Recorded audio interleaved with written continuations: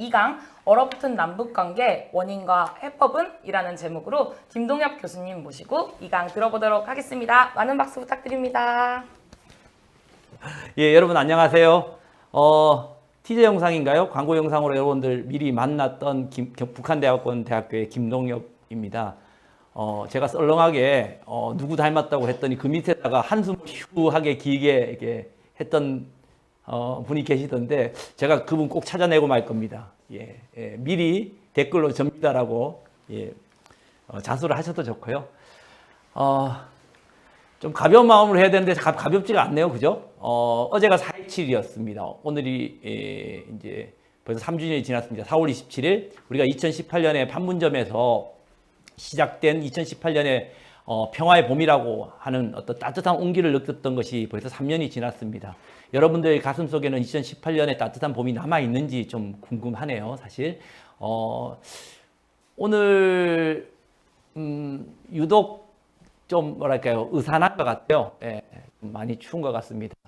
그만큼 우리가 2018년에 느꼈던 따뜻한 봄을 느끼지 못하고 여전히 오늘 제목과 같이 좀 얼어붙어 있는 남북관계를 맡고 있는 것이 아닌가라고 생각을 하면서 왜 지금 우리가 2018년에 따뜻한 봄을 느끼지 못하고 있을까라는 이야기를 여러분들하고 해보고 그 이유 뿐만 아니라 나름대로 제가 생각하는 해법은 과연 무엇일까라는 것들에 대해서 여러분들하고 한번 이야기를 해보는 시간을 가져보도록 하겠습니다. 이야기하기 전에 제가 티저 영상에 누구 닮았다, 휴 무식이 닮았다라고 했는데요. 보니까 닮지 않았습니까? 여러분들? 예? 닮았죠? 지금 사진에 나가는 사람이 있는데요. 저기 머리 하얀 군복을 입고 있는 사람이 접니다. 2007년 12월 달에 있었던 남북 장성급 제7차 장성급 회담.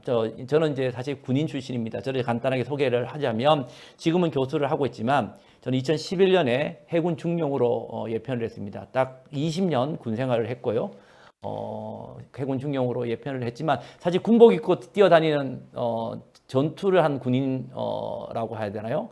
필드에서 또 이 군인보다는 약간 정책형 군인을 많이 했습니다. 그래서 국방부라든가 이런 곳에 근무를 많이 했고 특히 이제 사진 보시다시피 북한하고 회담을 한 10여 차례 참석을 했었습니다. 그래서 실제 북도 넘어갔다 오고요. 이것은 이제 판문점에 있었던 바로 평화의 집, 우리가 2018년에 4월 달에 있었던 바로 그 회담 장소가 되겠습니다. 그 회담 장소에서 있었던 2007년에 있었던 남북 군사회담이었는데요.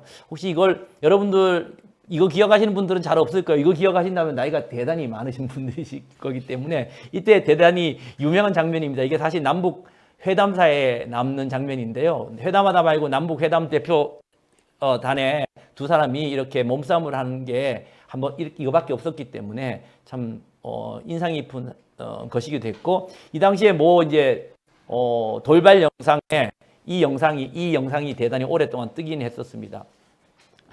제가 이 영상을 갖고 온 것은 저를 대한 설명을 해보기 위한 것이기도 하겠지만 사실은 이제 이것은 대단히 가슴 아픈 사진이에요. 사실은요. 어떻게 보면 이때 무슨 남과 북은 어떠한 그 회담을 하고 있었냐면 서해에서 공동어로구역이라는 것에 대한 회담을 하고 있었어요. 공동어로구역은 뭐냐면 서쪽에 지금 대단히 꽃게도 있고 여러 가지 어족자원이 있는데 그 서해에서 어족자원을 우리 어민들뿐만 아니라 북의 어민들도 못 잡는 거거든요.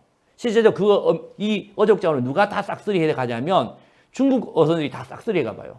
그 이유가 뭐냐면 남과 북이 평화롭지 못하기 때문에 평화롭기만 하면 우리 북어민들이 가서 그 어족자원을 가지고 먹고 살고 할 건데 남과 북이 싸우고 있기 때문에 평화롭지 못하기 때문에 그 평화롭지 못한 공간을 중국이 와서 다 싹쓸이 해가는 거예요. 얼마나 가슴 아파요, 사실은요.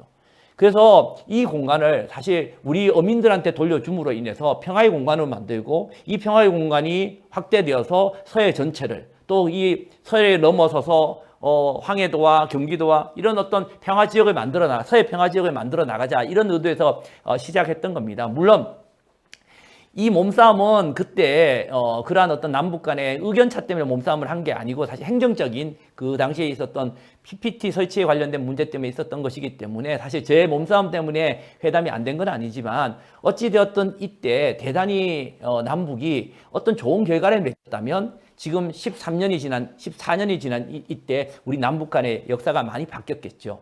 사실 저기서 제가 하고 싶은 이야기는 바로 이때 우리가 이야기했던 것이 뭐냐면 다른 것이 아니라 군사 이야기였던 거예요. 사실 오늘 여러분들한테 이야기를 꼭 우리가 평화를 만들어내는 남북관계의 해법에 대해서 결론같이 먼저 말씀을 드리고 싶은 거는 결국은 남과 북이 함께 군사 문제를 해결해야만 이 문제를 우리가 근본적으로 해결할 수 있다는 거예요. 사실요.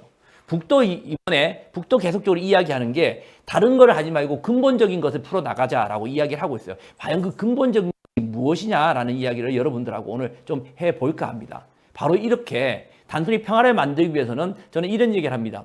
여러분들 돈을 주고 평화를 살 수 있을까요? 돈을 주고 생명을 살 수 있을까요? 좀 극단적인 이야기지만 길거리를 가다가 누가 여러분들한테 돈을 1억을 준다? 10억을 준다고 해서 여러분들이 목숨을 버릴 수 있을까요? 쉽지 않습니다. 사실은요. 우리가 돈으로 목숨을 산다는 것, 안전을 보장받고 평화를 산다는 것은 사실 있을 수 없는 거예요. 사실 내가 상대방한테 평화를 살려고 하면 안전을 보장받고 목숨을 살려고 하면 내 목숨을 같이 내놔야 되고 나도 평화를 보장해야만 살 수 있는 거예요. 그런데 어떻게 놓고 보면 우리는 그렇게 하지 못했던 거예요. 사실은요. 그 이야기를 제가 먼저 시작하도록 하겠습니다. 사실 어떻게 보면 남북관계가 계속 나빴던 건 아니죠. 사실 남북관계의 지금 분단사라고 이야기하는 뭐냐면 분단은 사실 1953년도 7월 27일 된 게 아닙니다. 분단은 그보다 훨씬 이전에 1945년 우리가 광복을 맺었을 때 이미 분단이 되었죠.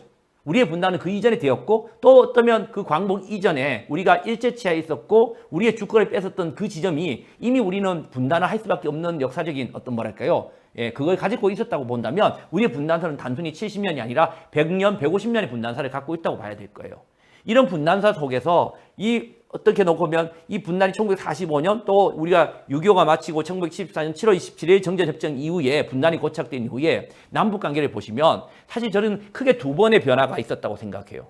그 두 번의 변화가 첫 번째 변화가 바로 뭐냐면 2000년과 2007년이 첫 번째 변화라고 생각해요. 바로 2000년에 있었던 6월 15일 1차 남북정상회담과 2007년 10월 4일에 있었던 2차 남북정상회담. 예, 김대중 대통령, 고 노무현 대통령께서 하셨던 이 두 가지 남북 정상회담이 어떻게 보면 그때까지 있었던 50년, 60년을 거슬러 갔었던 남북의 분단에 대한 갈등과 모순을 극복했던 정말 그때까지 있었던 뭐랄까요 대결과 갈등과 분단의 어떤 것들을 극복하고 새로운 남북관계의 서사를 시작하게 만들었던 시점이라고 생각해요. 그러니까 어떻게 보면 남북관계의 남북관계라는 것은 6.15 이전과 6.15 이후가 존재한다고 봐야 되겠죠. 예. 그래서 한 큰 변화가 있었는데 이때 6월달, 10월달 우리가 6.15와 14를 만들었던 이때의 분단의 갈등과 모순을 극복하면서 새로운 남북관계를 만들었던 가장 큰 것은요. 사실 어떻게 놓고 보면 용기도 있었어요. 사실은요. 용기도 있었어요. 그러나 용기도 있었지만 그 당시 어려운 어떤 용기도 있었지만 어떻게 보면 그 과정을 돌파하기 위한 햇볕 정책이라든가 어쩌면 아이디어적인 측면이 저는 대단히 많았다고 봐요. 어떻게 보면 강론적 측면보다 대단히 총론적 측면에서 이걸 돌파하기 위한 햇볕 정책이라는 아이디어가 있었고 그 아이디어를 통해서 결국은 새로운 남북관계를 시작할 수 있었던 결국은 돌파구를 마련했던 거죠. 근데 이 햇볕 정책은 결국은 놓고 보면 뭐 실패한 건 아니에요. 지금 그것이 있기 때문에 지금의 모습이 우리의 모습이 있겠죠. 그러나 분명히 저는 한계가 있다고 생각을 해요. 예. 그게 무엇이냐? 바로 우리가 이야기했던 6.15와 14선언에는 이야기했던 우리가 만들어 가려고 했던 평화, 소위 말해서 뭐 한반도의 분단을 극복하고 우리의 땅에서 평화를 찾고자 했을 때 뭐냐면 반쪽이었다는 거예요. 무슨 뜻이냐? 어떻게 놓고 보면 이때 우리가 북에 접근했던 방식은 정말 진정히 우리의 목숨을 내놓고 북을 손을 잡으려고 했다기보다는 어쩌면 지원하고 북은 어찌 대단히 뭐랄까요 우리보다 조금 못 살고 꼭 도와줘야 되는 어떤 그런 물론 그때 북은 대단히 어려웠던 고단의 행군이 막 지나던 시작이었기 때문에 그런 측면도 분명히 있지만 나름대로 뭔가 우리보다 뭐랄까요 좀 떨어지는 그러니까 그런 어떤 것으로 보고 지원해야 된다, 협력해야 된다. 대단히 경제적 접근을 했던 거군요. 한편으로 보면 기능주의적 접근이라고 통상 이야기를 하죠. 쉬운 것부터 갈 수 있는. 그런데 아까 말씀드렸지만 그것이 본질적으로 남북관계에 돌파구를 마련했고 어느 정도 진전을 할 수 있지만 정말 본질적인 해결책은 저는 될 수 없다고 봐요. 그건 본질이 아니거든요. 예. 돈으로 평화를 살 수 없었던 거죠, 사실요. 예. 그런 측면에서 6.15와 14는 새로운 남북관계를 만들었던 대단한 변화적인 큰 변곡점이자 시작점이긴 했지만 그 어느 정도 수준에 갔을 때는 더 이상 나가지 못하는 한계점을 가지고 있을 수밖에 없었던 거예요. 예. 바로 경제적 접근이었고 기능주의적 접근이었기 때문에 본질을 다루지 못했던 거죠, 사실요. 그거에 대한 반성이 우리가 언제 시작됐냐. 바로 2007년 14대 군사적인 협상을 했었던 것이, 담은 결과가 바로 제가 앞에 사전에 보여드렸듯이 바로 이러한 어떤 군사회담이 있었고요. 그것이 이제 정권이 넘어가면서 힘들어지고 다시 우리가 한 10년 가까이 시간이 흐른 다음에 다시 우리는 2008년에 한반도에 변화가 시기가 왔습니다. 이 변화 시기는 어떻게 놓고 보면 대단히 기회적인 측면에서 좋은 어떤 천운이죠. 천운이 있었다고 봐요. 우리의 뭐 여러 가지 그 노력도 분명히 존재를 했지만 그 어떤 그 기회가 분명히 존재를 했죠. 그 기회라는 건 결국은 북의 변화가 있었고요. 또 우리 남쪽의 촛불이라는 대단한 힘에 따른 정권의 변화가 또 있었었고, 그 속에 또 미국도 새로운 어떤 트럼프, 저는 뭐 트럼프에 대한 평가는 갈릴 수 있지만 정말 지금과는 다른 또 상상하기 어려운 트럼프의 특별한 어떤 대통령, 미국에서 대통령이라고 하죠. 어떻게 놓고 보면 미국 사회에서 주류는 라고 할 수는 없지만 미국의 군산복합제라든가 뭐 의회라든가 이런 거에 어떤 뭐랄까요, 크게 목매이지 않고 자신의 어떤 목소리를 낼 수 있었던 탑다운 방식의 대통령이 나타났던 거죠. 이러한 것들이 맞아떨어져서 한반도의 변화가 평창 올림픽이라든가 이런 것들을 통해서 현실화될 수 있었던 부분이 분명히 있었어요. 그러나 이것은 단순히 뭐 천운같이 평창 올림픽이나 이런 기회가 주어졌다고 뿐만 아니라 그런 기회에 정교하게 이런 남북관계와 이런 한반도의 평화를 왜 만들려 나가려고 했던 우리 남쪽의 촛불을 만들어줬던 이 새로운 정부와 북한의 전략적 판단, 또 트럼프의 나름대로의 특별함이 있었던 대담함과 대범함, 그리고 대단함이 존재했기 때문에 있었고, 이걸 통해서 뭔가를 사항을 그대로 유지하는 것이 아니라 그런 현상을 바꾸려고 하는 용기와 또 그런 바꾸려고 하는 용기를 믿어준 신뢰가 존재했다는 거예요, 사실요. 그 용기는 누구냐? 저는 가장 큰 용기가 우리의 용기라고 봐요. 어떻게 놓고 보면 2018년 한반도의 변화를 이끌 수 있었던 것은 우리가 용기를 냈던 것이고 우리의 용기를 믿어준 북이 있었던 것이죠. 그 용기와 신뢰가 존재했기 때문에 어쩌면 2010년에 있었던 첫 번째 남북관계의 변화의 첫 번째 변화에 이어서 두 번째 한반도에서 변화가 시작됐습니다. 첫 번째 앞서 말씀드렸듯이 2010년이 남북관계의 어떤 분단사에서의 새로운 어떤 변화의 시작점이라고 놓고 본다면 2018년의 변화는 두 번째 변화는 단순한 어떤 분단의 변화가 아니라 저는 이것을 평화의 변화라고 봐요. 앞에 첫 번째 변화는 분단사의 변화라고, 남북관계 분단사의 변화라고 생각한다면 두 번째는 한반도의 평화가 새롭게 시작되는 평화가 시작된 시점이라고 저는 생각을 합니다. 앞에 있었던 네 번의, 물론 두 번은 뭐 정상회담은 아니었지만 72년도에 남북 공동성명과 7.4 공동성명과 91년에 있었던 남북 기본 합의서 같은 경우는 뭐 정상회담은 아니었지만 대단히 중요한, 또 내용을 여러분들 공부해 보시면 대단히 이 내용만 지키더라도 대단히 중요하고 오히려 뒤에 있었던 남북 정상회담보다 더 디테일한 측면이 있어요.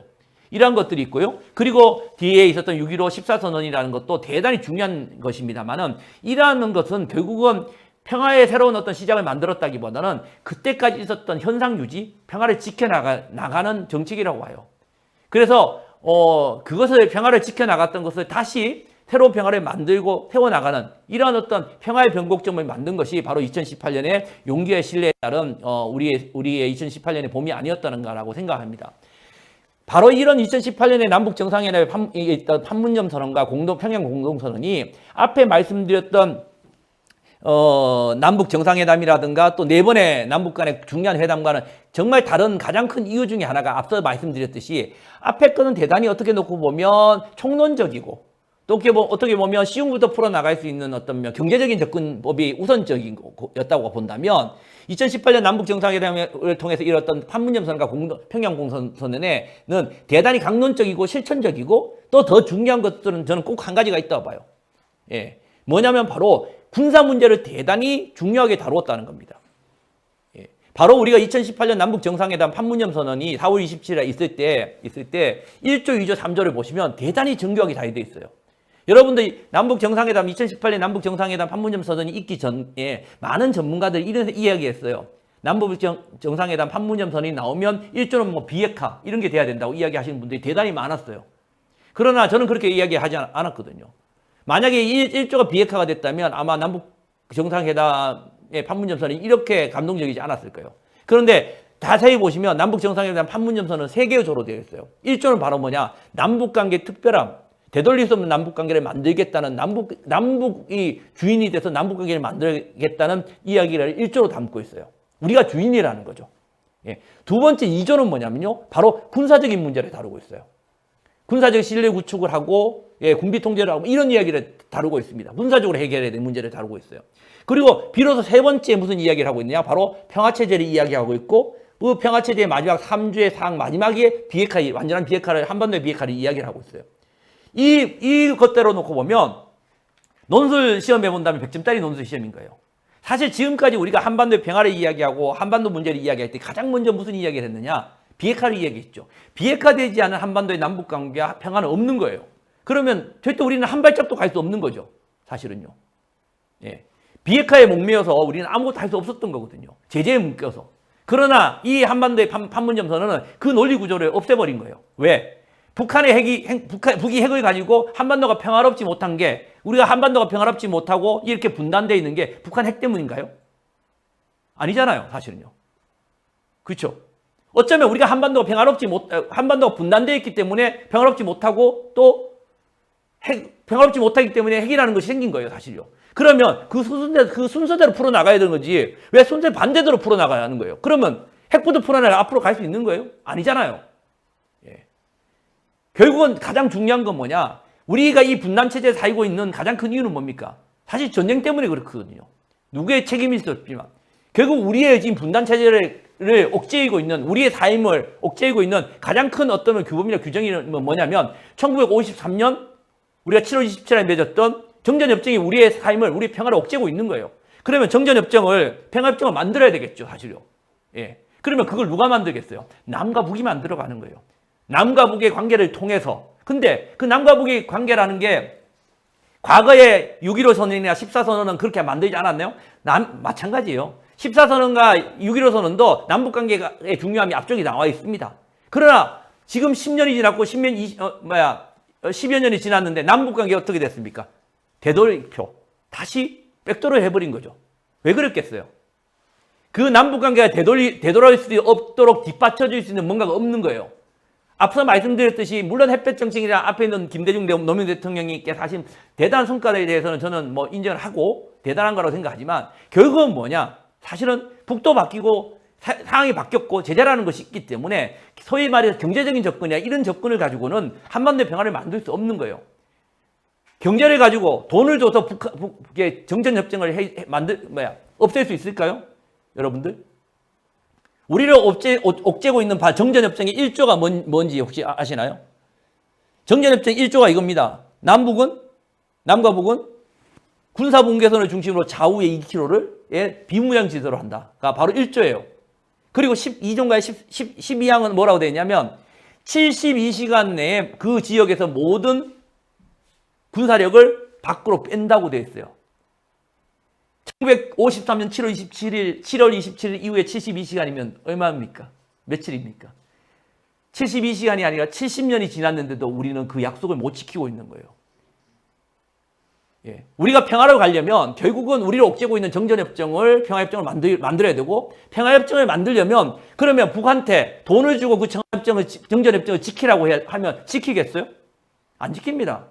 우리 스스로 정전협정을 지켜줘야 되는 거고 우리도 비무장 지대를 만들어야 되는 거고 우리도 군사적인 문제를 해야 되는 거고 그것을 해서 북도 군사의 문제를 해야 만들어야만 바로 정전협정이 필요가 없이 되는 거죠. 정전협정이 필요 없는 상황을 만들어야 우리는 평화협정을 만들 수 있는 거예요. 정전협정이 정전협정이 그대로 유지되어야만 하는 상황이라는 것. 그 상황이 어떻게 우리가 평화협정을 만들겠어요? 돈을 아무리 줘도 못 만드는 거예요. 결국 우리가 평화체제를 만들고 평화협정으로 가는 길은 우리 스스로 바로 군사적인 문제를 우리 스스로도 해결해야 되고 우리가 자발적으로 해결해야 되고 북도 해결할 수도 만들어야 되는 거예요. 군사적인 문제인 거죠. 그러나 우리는 그걸 못했기 때문에 남북관계를 조금 가다 보면 또 뒤로 되돌아오고 또 가다 보면 군사적인 뭔가 충돌이 생기면 또 뒤로 되돌아오고 이런 계속 문제가 생겼던 거예요. 결국은 일조에 만든 남북관계 이제 한 발짝 두 발짝 간 남북관계가 뒤로 물러나지 않고 되돌릴 수 없는 걸 만들려면 뒤에 뭐를 바쳐야 되겠어요? 돈으로 바치는 게 아니라 경제로 바치는 게 아니라 군사적인 문제로 바쳐야 된다는 거예요. 바로 1조의 남북관계의 특별함을 갖추고 있는 게 바로 2조의 군사적인 실이라는 거예요. 그래서 2조에 배치시킨 거예요. 그런데 2조는 1조의 남북관계를 특별함을 갖추는 것만 아니라 떠받치는 이 주춧돌 역할만 하는 게 아니라 중요한 거는 다음에 이어지는 3조 평화체제로 가는 열쇠이기도 한 거예요. 절묘하죠. 중간에 있는 2조가 군사적인 조치가 1조를 떠받치면서 3조로 가는, 아까 말씀드렸지 우리가 평화체제를 가고 비핵화를 가려면 돈으로 하는 것이 아니라 바로 정전체제가 불필요하고 우리가 평화로운 상황을 만들어야만 우리가 평화협정을 맺고 평화체제로 가고 그 평화체제를 만들어져야 비핵화를 하겠다는 이 논리 구조를 만든 거예요. 그래서 우리가 2조의 군사적인 조치를 하고 나면 3조 1항이 남과 북은 서로 불가침을 하고 2조에는 군축을 하자. 그러면 세 번째 종전선언 및 평화협정을 맺고 네 번째 그래서 우리가 총 비핵화를 하자. 이게 바로 남북 정상회담의 3조의 구성이에요. 대단한 구성이죠, 사실요. 이게 지켜졌다면 지난 3년 동안 이게 지켜졌다면 우리는 행복했을 거예요. 지금 우리는 2019년, 2018년, 2020년 올해도 정말 따뜻한 봄을 맞았을 것이고 가을에는 풍성한 통일 수확을 했을 겁니다, 사실요. 그러나 그러지 못했던 거죠. 그러면 우리가 왜 그러지 못했냐는 거죠, 사실요. 결국은 우리 조금 넘어가겠는데요. 이렇게 할 수 있었던 가장 큰 것은 결국은 핵심적인 것은 아파에 썼던 우리가 이런 과거에 2018년, 2000년과 2007년과 다른 한반도의 2018년의 변화의 가장 큰 핵심은 바로 우리가 경제적인 것을 앞세운 성경이라고 하니까 여기서 말하는 성경과 성부는 북에서 쓰는 용어가 아니고요. 제가 이제 나름대로 쓴 건데 경제를 앞세우는 성경이 아니라 군사 문제를 앞세움으로써 남북이 군사 문제를 우선 앞세움으로 인해서 문제를 풀어가자는 것이고 결국은 우리가 있던 이 분란의 공간, 통합의 공간으로 만드는 이것이 가능했기 때문에 우리한테 2018년 봄이 왔던 거거든요. 결국은 판문점 선언에 맺었던 2조가 평양 공동선언에 가서 평양 공동선언이 어떻게 되냐면 평양 공동선언은 바로 1조가 군사적인 조치예요. 판문점 선언은 2조가 군사적인 조치였지만 평양 공동선언 여러분 다 하시면 바로 2조도 아니고 바로 평양 공동선언 1조가 저기도 적어 있죠. 역사적인 판문점 선언 이행을 위한 군사 분야 합의서. 밑에 사진을 보시면 무슨 사진이냐? 바로 평양에서 우리 대통령과 북한의 김정은 위원장이 있고 앞에 우리의 국방부 장관과 전체 인민무력부장이 나란히 서명을 하고 있는 장면입니다. 역사적인 장면이죠. 양쪽의 최고 지도자가 뒤에서 지켜보고 있고 그 군사를 책임을 하고 있는 군사의 책임자 두 사람이 앞에서 약속을 하고 있는 장면입니다. 역사적인 장면이거든요. 이 장면이 언제 만들어졌냐? 바로 판문점 선언을 이행하기 위해서 평양에 가서 평양에서 이루어진 모습이고 바로 이 평양에서 사인했던 것이 바로 1조, 평양 공동선언의 1조가 되었고 별도의 부속 합의서가 된 거거든요, 사실요. 이게 정말 대단한 저는 성과라고 보고 어쩌면 이번 정부가 남길 수 있는 가장 큰 성과라고 봐요. 일부에서 평양 공동선언의 5조에 있는 비핵화 문제도 대단히 중요한 거라고 이야기하고 있지만 사실 저도 비핵화에 대한 관련된 것을 남북 정상회담에 집어넣은 것에 대해서는 대단히 용기 있는 것이라고 생각을 합니다. 하지만 제가 아쉬운 것은 그렇게 했을 때는 지키지 못했을 때는 대단히 큰 충격을 받는 거죠. 어떻게 놓고 보면 이런 거예요, 사실은요. 평양선언의 5조가 비핵화라는 것을 남북한이 합의를 하고 대단히 이행할 수 있는 이행할 수 있는 구체적인 항목을 집어넣은 거거든요. 5조를 그대로 그러니까 평양 공동선언의 5조 2항을 그대로 말씀드리면 어떻게 되어 있냐면 싱가포르 합의에 따라 북미 간에 맺었던 싱가포르 합의입니다. 싱가포르 합의의 정신에 따라서 미국이 상응 조치를 해주면 북한은 영변의 전면적인 폐기 그 이상을 해줄 수 있다라는 구문이 되어 있어요. 문장이 되어 있어요. 참 재밌죠. 네. 정말 구체적인 거 아니에요. 싱가포르 정신에 따라서 미국이 상응 조치를 미국이 먼저 그러니까 미국이 선 양보를 하는 거예요. 사실 뭐 우선순위가 먼저는 아니지만 어쨌든 미국이 그거에 대한 분명히 행동을 해야 되고 그에 따라서 북한은 영변을 폐기한다라고 되어 있는 거예요. 사실 이거의 가장 중요한 점은 그 보상이라고 표현하면 안 되죠. 상응하는 조치, 그 다음에 아까 말했던 정신에 따라서 미국이 할 수 있는 조치는 뭐 거의 제재라고 봐야 되겠죠. 자, 여기서 제가 말씀드릴 수 있는 것은 우리가 거기에 못 넣을 문장을 집어넣은 건 아니에요. 예. 제가 뭐 그런 것들을 뭐 미국한테 물어보고 상의하고 넣을 필요는 없어요. 예. 하지만 그것을 집어넣었을 때 딴 합의도 아니고 남과 북의 정상이 맺었던 합의문에 그것을 집어넣었을 때는 우리가 뭐 할 자신이 있겠다? 미국을 설득하고 미국을 뭐라 할까요? 윽박질러서라도 그것을 지키게 만들 자신이 있기 때문에 집어넣은 거 아니겠어요? 자, 그로부터 몇 달이 있은 다음에 우리가 하노이가 벌어졌습니다. 그죠? 하노이가 벌어졌습니다. 하노이가 깨졌죠. 예. 저도 하노이 잘 될 거라 생각했습니다. 왜? 바로 그 5조 이양을 믿었기 때문에. 예. 우리가 남북이, 우리 대통령이 북한의 김정은 위원장하고 같이 약속을 했잖아요. 예. 미국 설득하겠다고. 예. 미국이, 당신이 영변을 내줄 생각을 하고 있으니, 예. 미국도 제재든 뭐든 뭔가 상응 조치를 해줄 수 있도록 우리가 분명히 해주겠다. 그렇기 때문에 다시 판문점선에 넣었거든요. 평양선에 넣은 거거든요. 자, 김정은 위원장이 사실은 이런 얘기 하면 뭐 북한을 비하하는 건 아니지만 싱가포르 날아갈 때 중국 비행기 얻어 타고 날아갔어요. 두 번째도 중국 비행기 주겠다고 했는데 중국 비행기 안 얻어 타고 갔거든요. 예, 두 번 다 타고 가면 사실 좀 면이 떨어지잖아요. 그래서 어떻게 했습니까? 기차 타고 67시간 갔습니다. 물론 자기 선대 할아버지 역사를 따라서 갔다고 이야기는 했지만 사실 그거는 하나의 핑계일 뿐일 거예요, 아마. 결국 67시간이나 기차를 타고 하노이까지 갔습니다. 그렇게 갔을 때는 사실 김정은 위원장은 전 전략적 결단을 했다고 봅니다. 예, 건널 수 없는 강을 건넌 거예요, 사실. 그렇게 건너왔을 때는 인민들한테 내가 빈손으로 돌아오지 않겠다는 결기를 갖고 분명히 갔을 겁니다. 내가 분명히 뭔가를 내려놨을 때는 미국의 뭔가를 뭐 항복이라고 그러니까 북 입장에서 항복이라고 표현할 수 있겠죠. 뭔가를 받아오겠다. 제재나 아니면 종전선에 받아오겠다고 간 거예요, 사실. 그런데 그 자리에 갈 수 있었던 건 누구 때문에 갔겠어요? 예. 자기가 이렇게 협상도 잘하고 하기 때문에 갔을 수도 있겠지만, 거기에 67시간이나 기차를 타고 갈 수 있었던 거는 뭘 믿었기 때문에 그랬을까요? 제가 이게 시작됐던 2018년에 이야기했던 바로 한국의 용기였던 거예요. 용기를 믿었던 거예요. 남북 간의 정상회담끼리 맺었던 그 합의문이 있었기 때문에 우리가 미국을 설득할 것이라고 믿었던 거죠. 하노이에 갈 때는 바로 5조 이양을 믿고 간 거예요. 남북 간에 맺었던 5조 이양을 들고 간 거예요. 그래서 실제 여러분들 뭐 기사를 따라 보신 분 알겠지만 거기서 김정은 위원장이 그 당시에 트럼프한테 요구했던 게 뭐냐? 제재 일부 4가지의 제재만 해제해주면 우린 영변을 포기하겠다.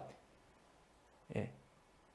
사실은 어떻게 보면 바로 그 이야기를 한 거거든요. 근데 거기서 거짓말 안 하고 그냥 진짜 맞지 않았다 뿐이지 싸대기 맞고 또 쫓겨난 꼴이 돼버린 거예요, 사실은요. 그러면 대놓고 이야기해 봅시다, 여러분들한테. 여러분들이 뭐 이게 적절한 비유인지 모르겠지만 중매쟁이가 중매를 하면서 남자 쪽이든 여자 쪽한테 이야기를 했다는 거예요. 아, 저쪽에서 분명히 뭘 해주겠다. 나갔어요. 나갔는데 약속을 안 지켰어요. 근데 남자가 그럴 수 있는 남자를 모르겠지만 이미 북 같은 경우에는 미국이라는 어떤 상대에 대한 신뢰가 별로 없어요. 사실. 예. 쟤들은 약속을 안 지킨다는 생각을 하고 있는 거예요. 그런데 그럼에도 불구하고 67시간 기차를 타고 그 길을 갈 수 있었던 거는 미국을 다시 한번 믿어보자는 의미가 아니라 누굴 믿었겠어요? 바로 한국을 믿은 거거든요. 예. 한국을 믿은 거거든요. 그러면 여러분들 입장에서 놓고 오면 정말 못 믿을 사람 막 달래서 선자리 나오라고 했을 때는 가보니까 정말 내가 생각했던 남자하고 똑같은 남자든 똑같은 여자인 거야. 그러면 나오면서 그 여자를, 그 상대를 원망하겠어요? 중매쟁이를 원망하겠어요? 당연히 중매쟁이를 원망하는 거죠, 사실요. 어쩌면 지금의 우리가 위기는 한반도의 위기, 얼어붙은 남북관계 바로 이거예요. 예. 우리가 약속을 안 지킨 거예요. 남북 간의 정상 간에 그냥 딴 약속도 아니고 남북 간의 정상 간에 딱 못을 받고 이렇게 하겠다고 했고 그것 때문에 정말 어쩌면 본인의 정권에 자기의 권력에 뭔가를 큰 걸 걸고 하노이까지 이 기차를 타고 갔어요. 저는 돌아갈 때 뭐 같은 그쪽이 어떻게 돌아가지만 돌아가는 기차 안에서의 김정은 위원장은 거의 우리가 소위 쉽게 말하는 멘붕 상태, 트라우마에 빠졌을 거라고 생각해요. 왜? 빈손으로 돌아가니까 막 머리에 온갖 여러 가지 생각이 돌아갔을 겁니다. 아, 돌아가면 뭐 소위 말해서 인민들이 날 뭘로 생각하겠지? 또 군부는 날 뭘로 생각했지? 나무들은 그러니까 자신의 권력에 대한 또 정권에 대한 안정성에 대한 문제도 생각이 됐을 거예요. 대단히 두려움이 생겼을 겁니다. 예. 그렇게 돌아왔을 때 그런 트라우마를 겪고 그런 멘붕 상태를 겪은 북한의 지도자가 돌아가면 그 상황에서 그 신뢰를 깨어졌던 신뢰를 다시 복구하기 위해서는 엄청난 용기가 우리가 다시 한번 보여줘야 되는 거예요, 사실요. 그러나 지난 어쩌면 2019년부터 지금까지 과연 우리가 2018년에 보내줬던 그 용기만큼이라도 보내줬다는 거예요, 사실은요. 예. 이미 무너지고 사라진 이 신뢰를 다시 한번 복구하기 위해서 우리는 더 큰 용기를 보여줬어야 되는데 어떻게 보면 지난 2년 동안 우리가 보여준 거는 그렇지 않았다는 거거든요. 그나마 우리가 있었던 4.27과 9월달 판문점 선언과 평양선언에서 맺었던 합의 사항조차 우리가 이해가지 않았죠, 사실은요. 어떻게 놓고 보면. 여기서 뭐 일부에서는 이런 얘기 합니다. 뭐 북은 지켰어? 뭐 이런 얘기 하거든요. 저는 남이 지켰냐 말았냐 그런 얘기 할 때 아니라고 봐요, 사실은요. 예. 지금 우리 대통령이 작년 6월 25일 날 이런 얘기를 했죠. 6월 25일 날. 6.25 기념사에서 우리가 북한보다 1인당 국민소득이 25배 정도 많고요. 예. 경제 규모에만 치더라도 뭐 40~50배 크고요. 그 다음에 무역만 하더라도 400~500배 크다고 우리 대통령께서 이야기를 하셨죠. 하면서 뭐라 그랬습니까? 이제 체제의 싸움에서는 이미 끝났다. 우리가 이겼다라고. 그게 적절한 표현인지는 잘 모르겠으나 어쨌든 6.25라는 특별한 것이기 때문에 그렇게 표현했을 수도 있지만 어쨌든 그렇게 표현했습니다. 사실은 그렇게 이야기했을 때 우리가 몇십 배, 몇백 배 더 잘 살고 더 낫다고 하는 입장에 놓고 본다면 남 탓할 때가 아니거든요. 너는 왜 안 지켜? 라는 이야기가 할 때가 아니라는 거예요.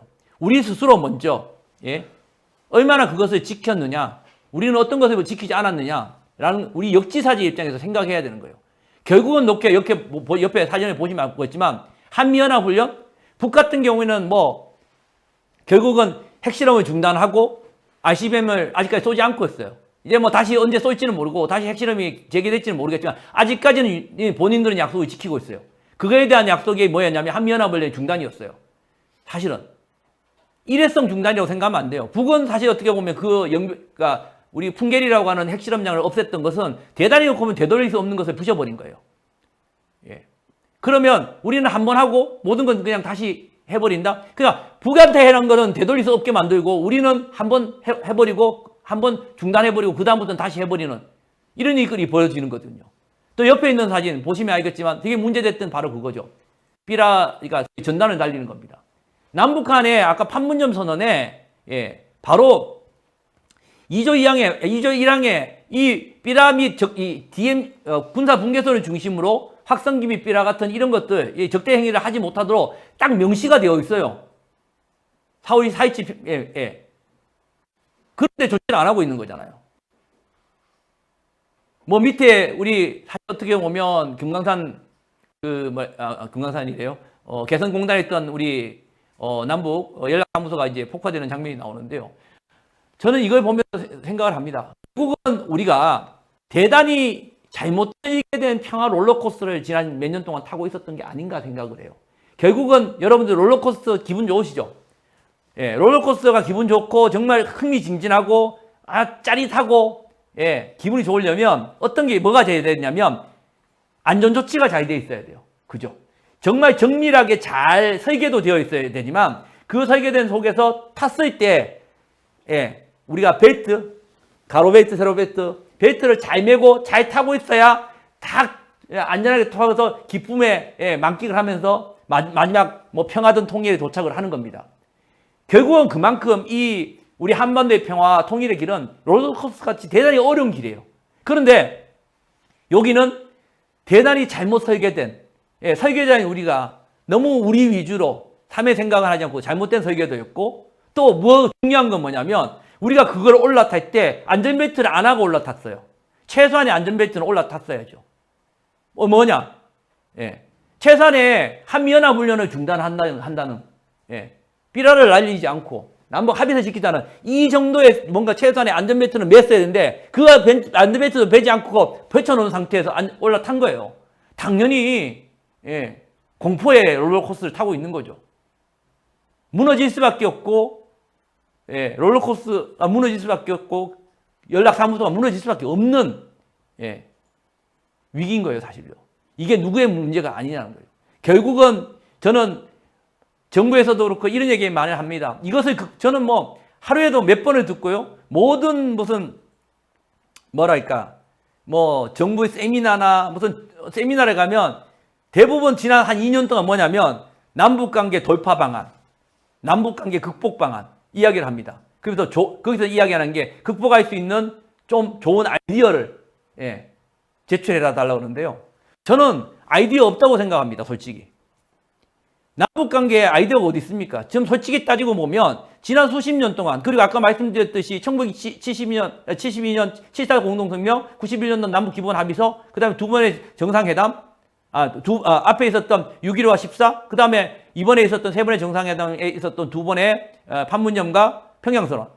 그거 말고도 남북이 작고 크고 작은 남북 군사회담, 경제회담, 제가 알기로 한 600회가 넘어요. 거기서 맺은 합의도 너무너무 많습니다. 합의서로 맺혀지지 않았던 손치더라도 거기 속에 들어있는 여러 가지의 우리가 북과 남이, 우리 남북이 머리를 맞대고 실제 이야기를 나누었고 아이디어를 나누었던 것들은 너무너무 넘쳐나요. 솔직히 여러분들 지난번에 판문점 선언과 평양 선언에 역사적인 판문점 선언 이행하면 군사 합의서가 맺어졌다고 대단히 여러분들 보셨는지 뭐냐, 합의서가 대단히 길어요. 내용이 아주 풍부합니다. 너무너무 많습니다. 지킬 내용도 많고 군사 합의서를 대단히 짧은 시간에 잘 만들었어요. 근데 그게 우리가 짧은 시간에 아이디어를 낸 게 아니에요. 사실 제가 그 부서에서 군에 있을 때 보셨지만 그 남북 군사회담을 하는 부서에서 일을 했고 실제 오랫동안 남북 간 합의서를 만들었던 정책을 만들었던 사람입니다. 그 말은 무슨 뜻이냐? 제가 알고 있는 한 그 합의서에 들어있는 게 제가 모르고 제가 몰랐던 합의 내용은 하나도 없어요. 이미 선배들이 이미 다 만들어 놓은 합의서였던 거예요. 그냥 그것을 그냥 종합선물세트로 만들어서 그날 부관하고 사인한 것 뿐이에요. 그 말은 무슨 뜻이냐? 이제 남북관계에 무슨 독특하고 새로운 아이디어가 존재하지는 않아요. 나는 그렇게 많지 않다고 봐요. 진짜 중요한 것은 아이디어가 아니라 신뢰와 용기입니다. 그것을 실천할 용기와 그런 용기를 믿어줄 신뢰를 만들어가는 게 되게 가장 중요하다고 봐요. 우리는. 결국은 제가 종합적으로 말씀드리면 우리 남북관계가 2018년에 새로운 봄을 만든 것도 바로 용기와 신뢰였다면 얼어붙은 남북관계, 지금의 위기를 만들게 된 것도 바로 용기가 사라지고 신뢰가 사라졌기 때문입니다. 다시 우리가 이 길을 만든 것은 그게 밖에 없다고 생각합니다. 그렇다고 놓고 본다면 제가 이렇게 부정적으로 이야기했는데 그러면 지금 2021년 벌써 3년이 지났는데 그러면 이제 희망이 없습니까? 라고 말씀하시는 분들도 있어요. 제가 여러분들한테 이제 다 끝났습니다 라고 목구멍까지 올라와가지고 말하고 싶지만 저는 그러고 싶지는 않아요. 저는 아직까지 따뜻한 온기를 느낍니다. 2018년에 느꼈던 따뜻한 온기가 제 몸에 느껴집니다. 누군가 내 손을 잡고 있다는 느낌을 받아요. 왜 그러냐? 만약 이게 지금 여러분들 남북관계 그나마 안정적으로 그나마 평화가 관리되고 더 이상의 분쟁이 없고 뭔가 충돌이 없는 것은 왜 그렇겠어요? 바로 아까 말씀드렸듯이 바로 남북 군사 합의 때문에 그래요. 만약에 우리가 2018년에 판문점 선언의 2조, 그 다음에 평양선에 일주에 있었던 군사 합의가 없었다면 우리는 지금보다 훨씬 더 공포스러운 삶을 살고 있을지 몰라요. 그런데 그게 있었거든요. 그게 지켜졌느냐 마느냐에 대한 평가는 또 누가 북한도 지켰느냐 우리 지켰느냐 뭐 해석하기 나름입니다만은 저는 그래도 군사 합의만큼은 어느 정도 지켜지고 있다고 봐요. 그게 아까 말씀드렸듯이 우리가 지난번에 이때까지 한 70년의 남북 관계는 가다가 다시 되돌아오고 가다가 되돌아오고 출발점 되돌아볼 수 없었다고 본다면 저는 단연코 말씀드렸을 때 2018년에 우리가 내딛어서 두 발이든 세 발이 갔던 그 발걸음은 결코 뒤로 저는 돌아오지 않았다고 생각해요. 돌아올 수 없다고 봐요. 왜? 바로 군사 합의 때문에. 어쩌면 군사 합의 때문에 천천히 아주 적게나마 우리가 앞으로 가고 있는지도 모릅니다. 그러나 지금 우리 앞에 있는 것은 대단히 어려운 상황이에요. 위기 상황입니다. 그런데 저는 그 군사 합의 때문에 남북한이 2018년에 잡았던 손을 놓지 않다고 생각하고 있고 오히려 지금의 우리가 마주친 이것은 위기일 수도 있지만 저는 오르막이라고 생각합니다. 진짜 이제 우리한테 남은 것은 올라갈 길만 남은 거죠. 내려가는 게 아니라 내려막이 아니라 정말 저 높은 곳을 향해서 정상을 위해서 올라갈 길만 남았는데 오르막이라는 건 정말 힘든 길입니다. 아까 롤러코스터 이야기했지만 그래서 저는 지금의 남북관계가 위기가 아니라 오히려 평화와 통일의 길을 가기 위한 오르막의 입구에 서서 그 오르막을 오르기 첫 발을 디디기 위한 어려움을 겪고 있는 시기라고 저는 감히 말합니다. 이쯤에서 쉬는 시간을 가져야 되는데요. 제가 보니까 시간이 벌써 55분이에요. 앞에 한 15분을 하셨기 때문에 근데 쉬어도 되나요? 제가 그래서 이게 중간 브레이크 타임으로 건데 이거 아시죠, 여러분들? 누구 노래 잘하시는 분들 노래 좀 하시면 좋은데 전 노래를 못해서. 아니 노래 아무도 안 부르시면 제가 불러요. 이제부터 웃음기 사라질 거야. 가파른 이 길을 틀어야 되나요? 거의 뭐 지금 막 웃고 계시는데. 이게 근데 이게 사실 보시면 왜 그러냐면 정말 저는 이 노래가 일부에서는 이 노래가 결혼식 노래로도 많이 쓰는 신혼부부라고 쓰는데 저는 이 노래를 볼 때마다 남북 관계가 느껴져요. 진짜 오랫동안 못 볼지 몰라. 완만했던 지난 그리고 가장 저는 가슴 깊은 게 밑에 거예요. 뭐냐면 기억해. 혹시 우리 손 놓쳐도 절대 당황하고 헤매지 마. 더 이상 오를 것이 없는 그곳에서 넓지 않은 결국 우리는 만나 오른다고. 저는 정말 이 노래가 정말 지금의 우리를 위기를 생각하면 항상 이 노래를 들어요. 윤종신 버전으로 하실래요? 아니면 저 누구지? 여자 정인 버전이 낫나요? 이렇게 한번 들어보시죠. 자, 이 노래 들으면서 잠시 쉬겠습니다. 이제부터 웃음기 사라질 거야. 가파른 이 길을 좀 봐. 그래 오르기 전에 미소를 기억해 두자. 오랫동안 못 볼지 몰라. 완만했던 우리가 지나온 길에 달콤한 사랑의 향기. 이제 끈적이는 땀 거칠게 내쉬는 숨이 우리 유일한 대화일지 몰라. 한 걸음 이제 한 걸음일 뿐. 아직 한 저 끝은 보지만 평온했던 길처럼 계속 나를 바라봐줘.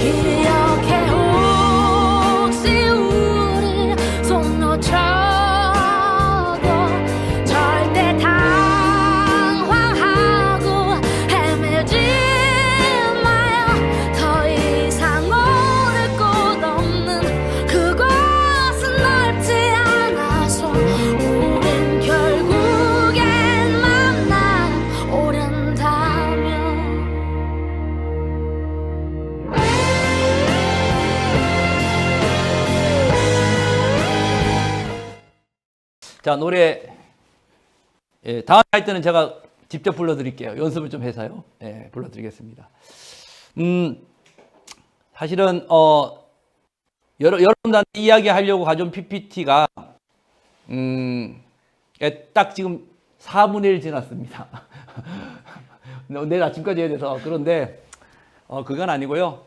좀 이렇게 좀 스킵을 하면서 오늘 제가 이야기하려고 했던 것이 이런 관계고, 그 다음에 해법이기 때문에 이제 여러분들하고 해법 이야기를 좀 할까 해요. 중간에 지금 상황을 좀 이야기를 드리면 사실 우리가 이런 얘기를 많이 해요. 여전히 북미 관계, 뭐 미국의 바이든 정부에 대한 대북 정책이 결정되고 나면 뭐 이런 얘기를 합니다. 사실 미국의 바이든 정부가 대북 정책을 유연하게 만들 일은 저는 없다고 봐요. 없다고 보고 그걸 기대하고 북미 관계가 가면 남북 관계라고 이야기한다고 하면 우리는 이번 정부뿐만 아니라 앞으로도 저는 희망이 없다고 봅니다. 예, 아마 바이든 정부는 우리가 기대하는 것만큼 뭐 아니면 한반도의 평화가 우선순위도 아니거니와 지금 뭐 코로나라든가 여러 가지 측면에서 놓고 본다면 한반도 평화가 그들한테는 목적일 수가 없어요. 무슨 뜻이냐면 한반도의 평화, 한반도의 비핵화 이런 문제가 그들한테는 겉으로 보면 뭐 대단히 선량한 어떤 대국으로서 이것을 해결해 줘야 되는 목적같이 생각할 수 있지만 목적이 아니라 어떻게 보면 미중이라는 전략적 어떤 갈등, 대결 구도 속에서 자신들의 이익을 위한 수단으로 활용하고 있어요. 이거는 뭐 미국도 마찬가지고 중국도 마찬가지입니다. 이러한 구도 속에서 우리가 과연 북미 관계를 믿고 갈 수 있을 것인가라는 생각을 해봐야 될 것 같아요. 그렇지 않고 어떻게 놓고 보면 우리가 지금 이 국면에서 놓치고 있는 것 중에 하나가 많은 사람들이 요즘도 여전히 그렇게 얘기합니다. 미 바이든 정부의 대북 정책과 한반도 평화. 저는 이 얘기하는데 왜 미 바이든 정부의 대북 정책에 소위 말해서 뭐랄까요? 인풋이라고 이야기하죠. 예, 독립 변수를 만들고 거기에 대한 종속 변수를 왜 우리 한반도를 만드는 거죠? 예, 우리 스스로 왜 그렇게 되냐는 거예요. 예, 실제적으로 그 제대로 인풋된 그러니까 소위 말해서 독립 변수가 제대로 된 독립 변수가 나올 수 없는 게 명확한데 왜 우리는 그걸 쓸데없이 희망을 갖고 사느냐는 거예요. 예. 그거를 여기 보시면 바이든 행정부가 대북 정책 우선순위를 높이고 긍정적인 방향으로 대북 정책 수립을 하도록 유인한다? 저게 과연 가능할까요? 물론 노력을 한다는 측면은 있겠지만 저는 그건 가능하지 않다고 봐요. 사실 어떻게 보면. 결국은 이 측면에서 바이든 정부의 대북 정책도 중요하지만 우리 입장에서 더 중요한 것 중에 하나가 어떻게 놓고 보면 북이 어떻게 생각하고 있느냐가 대단히 중요해요. 바이든의 대북 정책보다 우리가 더 신경 써야 되는 것은 어떻게 보면 북의 제8차 당대 이후에 북이 어떻게 자신의 국가 전략이라든가 생존 전략을 이끌어갈 것인가 라는 것을 이해하는 것이 더 중요하다는 거예요. 이미 북은 저는 이렇게 생각하고 있습니다. 바이든 정부에 대한 이제 쉽게 말하면 아까 말씀드렸듯이 트럼프도 안 했는데 이제는 뭐 트럼프 할아버지가 미국의 어떤 대통령이 와도 이보다 더 좋은 기회는 없을 거예요. 어떻게 보면 북 입장에서 보면 두 가지 생각할 겁니다.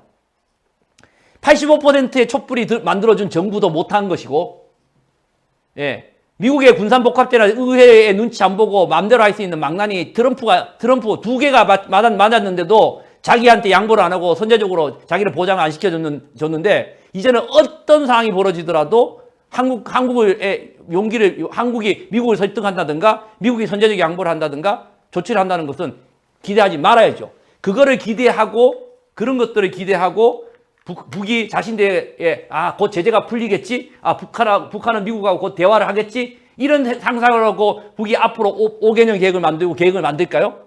여러분들이 만약에 북의 김정은이라면 그렇게 만들까요?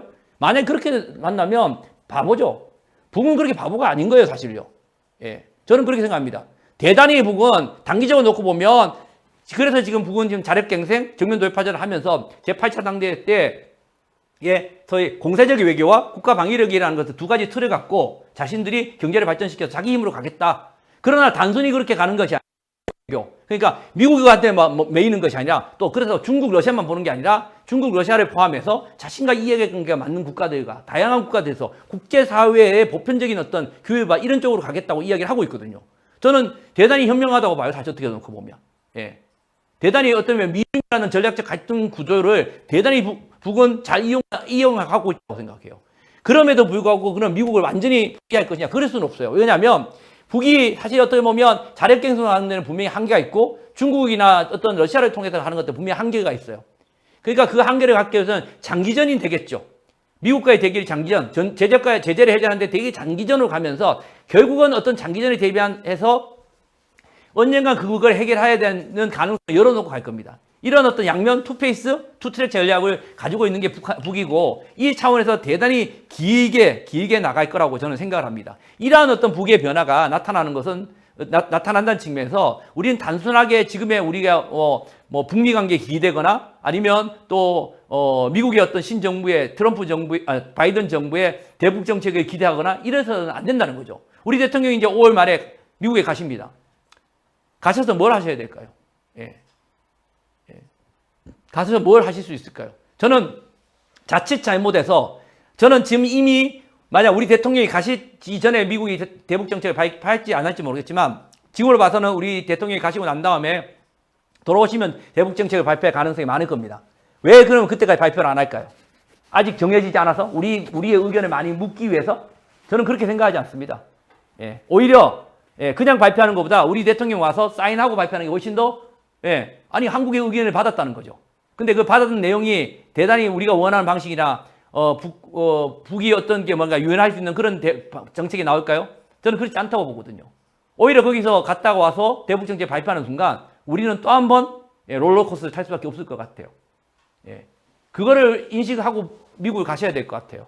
또 그런 차원에서 우리는 어떻게 보면 북미 관계가 아니라 이 뭐 미국을 가든 안 가든 간에 이 상황에서 남북 관계가를 주도적으로 나갈 수 있는 우리만의 어떤 뭔가를 만들어야 되지 않을까라고 생각을 하는데요.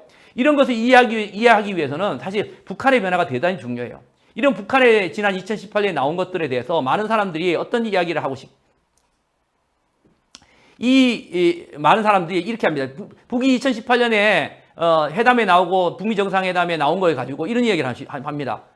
미국이 제재를 하니까 또 군사적 압박하니까 마치 항복에서 더 이상 못 견디니까 나왔다고 이야기하시는데 아니 뭐 이때까지 북은 북에 대한 제재나 북에 대한 군사적 압박이 하루 이틀 것도 아니고 하필 왜 그때 나와요? 그때 나온 거는 그것 때문에 나온 게 아니에요. 어떻게 보면 북한의 변화는 외부적인 압박보다 내부적 변화라고 봐야 될 거예요. 사실 어떻게 보면 북이 갖고 있는 변화의 가장 핵심은 북한의 내부 인민의 변화라고 봐요. 어쩌면 북한의 김정은 위원장의 선택은 지금 북이 지난 2016년에 이어서 2018년에 당대를 하면서 내세운 특히 2018년 이번에 1월 달에 제8차 당대를 마치고 난 다음에 북한의 쉽게 말하면 통치 이념을 바꿨어요. 예전에 주체사상, 성군사상 이것이 김일성, 김정일주의를 유산으로 밀어버리고, 그러니까 뒷전으로 밀어버리고 이제 뭐로 내세웠냐? 바로 여기 나와 있는 인민대중제의주의라고 만들었어요. 옛날같이 뭐 병진 노선이 어떻다, 군사우선주의다, 성군 노선이 아니라 이제는 인민대중제의주의예요. 인민을 최적으로 이야기하는 거예요. 계속 인민을 이야기하고 청년을 이야기하고 지금 나타나고 있는 모습들이 대구거든요. 그런데 왜 이 인민대중제의주의가 나오고 인민을 이야기하느냐? 저는 이렇게 생각해요. 이게 바로 토크빌의 역설이라고 통상 이야기하거든요. 바로 뭐냐면 토크빌이라는 사람 여러분 아시는지 모르지만 19세기 그러니까 이제 1800년대 초반에 프랑스의 유명한 사상가의 정치가입니다. 이 사람이 이야기한 말 중에 이런 역설이라는 게 있습니다. 뭐냐면 정말 배가 고프고 인간이 가져야 되는 근본적인 욕구를 만족시키지 못하는 그러니까 뭐 배고프고 이런 뭐 욕구를 충족시키지 못한 어떤 소위 시민들, 인민들, 국민들은 그 정치 체계가 정치를 잘하든 못하든 신경을 못 쓴다는 거예요. 먹고 살기 바쁘니까. 소위 말해서 인민봉기라든가 이런 걸 못하는 거예요. 할 수가 없는 거예요. 여러분 잘 보세요. 뭐 굳이 어떤 나라로 이야기지만 저 아프리카나 이런 나라들 보시면 보시면 정말 1인당 국민소득 뭐 400불, 500불 이런 나라들 보시면 그 나라는 군인들끼리 쥐고 벗고 막 쿠데타가 일어나고 했는데 거기 사람들 다 뭐죠? 인종청소가 일어나고 그러면서도 그런데 국민들이 못 먹는데도 민중봉기를 한다든가 이런 것을 합니까? 못 합니다. 그냥 도망가기 바쁘죠. 자기 먹고 살기 바쁜 거예요. 근데 재밌는 거는 뭐냐면 그 시기가 조금 지나서 먹고 사는 시점이 지나가는 시점이죠. 근본적인 인간이 갖고 있는 욕구를 해결되는 시점에 지나게 되면 오히려 이상의 뭔가를 요구하게 되고 우리가 뭐 속된 말로 이렇게 머리가 약간 굵어졌다고 생각할 수 있는 거죠. 그렇게 되면 뭔가 나타나기 시작해요. 바라는 게 더 많아지고. 그러면 그 바라는 것이 이루어지지 못했을 때는 어떻게 됩니까? 이루어질 때는 그냥 넘어가지만 이루어지지 못할 때는 행동으로 옮기게 되는 거예요. 즉 무엇이냐? 자기가 요구하는 것들, 기본적인 욕구를 충족됐을 때, 그 이상을 요구했을 때 그것이 이루어지지 않는다고 하면 그 정치 체제나 정권이나 아니면 그 체제가 그것에 대한 갭을 줄여준다면 그 체제나 그 정권은 소프트 랜딩을 하겠죠. 안정적으로 안착을 하겠죠. 그러나 그렇게 못하게 되면 우리가 소위 하드 랜딩이라고 하는 유혈혁명 같은 것이 일어나는 거예요. 예. 그런데 재밌는 건 뭐냐면 뭐 굳이 그렇고 본다면 1인당 국민소득이 1,000불이 넘어가고 2,000불 정도 되는 시점이 가장 위험한 시점이라고 통상 이야기해요. 이럴 때 만약 그 나라 국민들이나 시민들이나 인민들이, 백성들이 요구하는 어떤 뭔가의 요구 조건들, 그러니까 그냥 먹고 사는 문제가 아니라 그 이상의 뭔가를 요구 조건들을 충족시키지 못했을 때는 결국은 그 정권이 붕괴될 수 있는 하드랜딩이 일어난다는 거거든요. 예. 그러면 여러분한테 질문. 우리 대한민국은 토급의 역설에서 하드랜딩을 했을까요? 소프트 랜딩을 했을까요? 소위 말해서 경착륙? 그러니까 아주 유연하게 안정으로 갔을까요? 아니면 유혈혁명이 일어났을까요? 어느 쪽일까요? 여기 대답해 보세요. 왜 대답 안 하세요? 예? 소프트 랜딩 했어요? 예. 소프트 랜딩 했나요? 여러분들 머릿속에는 1980년도 우리 광주 사태와 87년이 우리 민주화혁명이 잊혀졌나 보거든요. 뭐 잘 모르시잖아요. 그렇죠? 예. 그렇죠. 우리도 하드랜딩을 했어요. 왜? 우리가 1953년도 전쟁이 끝나고 난 다음에 모르는 거다고 부끄러워할 필요 없습니다. 예. 몰라가면서 배우는 거예요. 예. 그죠? 예. 저 앞에 있는 학생들 다 웃고 있지만 물론 그 53년도 우리가 전쟁이 끝났을 때 전 세계 한 160개 국가 중에서 끝에서 159등이었어요. 1인당 국민소득 67불. 그때만 하더라도 우리는 그냥 먹고 사는 게 힘들었기 때문에 그냥 잘 살아보제. 그게 새마을운동도 있었고요. 그죠? 산업화 경제화를 통해서 우리가 결국은 왔어요. 예, 많은 걸 희생을 강요당했죠. 그런데 그 과정 중에서도 우리의 저항이 없었던 건 아닙니다. 전태일 선생님도 계셨었고 있었지만 결국은 그것이 응집력을 갖고 있는 폭발력 있는 행동으로 나타날 수는 없었어요. 하지만 그것이 나타난 게 언제였냐? 1980년도 바로 나타나기 시작했죠. 왜? 우리가 잘 살게 됐음에도 불구하고 우리는 뭐를 못 가졌습니까? 그럼에도 불구하고 군부가 그대로 남아있었고 다시 군부가 집권하게 되면서 우리의 소중한 뭐를 가지지 못했나요? 우리는 대통령을 뽑을 수 없었고 바로 뭐에 대한 열망? 민주에 대한 열망, 갈망이 있었던 거거든요. 바로 그 민주에 대한 갈망을 충족시키지 못했기 때문에 그걸 쟁취하기 위해서 우리가 80년부터 87년까지 우리는 투쟁을 했고 그 속에서 우리는 87년 민주의 범위를 통해서 민주라는 소중한 가치를 얻었던 거예요. 그때 우리 1980년도 광주 사태가 일어났을 때 우리 1인당 국민소득이 약 한 1,300불 정도 시작됐습니다. 자, 북한의 지금 1인당 국민소득이 1,150만 원. 바로 150만 원. 바로 1,300불, 1,400불입니다. 그리고 우리가 1987년도 민주화의 봄을 맞았던 그때 바로 우리의 1인당 국민소득이 바로 2,600불에서 3,000불로 넘어가는 시점이었습니다. 바로 그 시점이 어떻게 놓고 보면 아까 말씀드린 이런 토크의 역설에 따른 소위 민중의 모습들이 나타날 수 있는 거죠.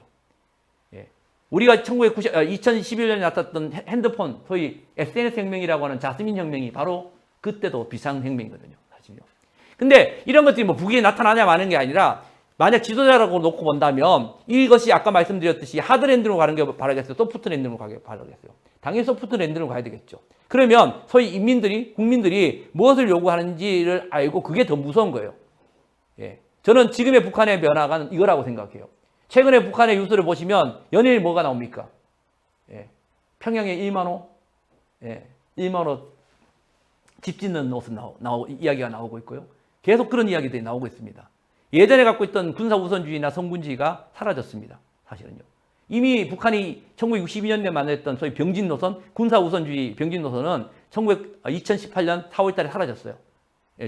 뭐 일부에서는 뭐 병진 노선에 뭐 재현이라고 이야기하는 분도 있지만 물론 뭐 틀린 말은 아닙니다만은 그 병진하고는 다른 병진이죠. 저건 뒤에서 말씀드릴게요. 어쨌든 그런 어떤 우리도 그 민주화라는 소중한 가치를 가졌고요.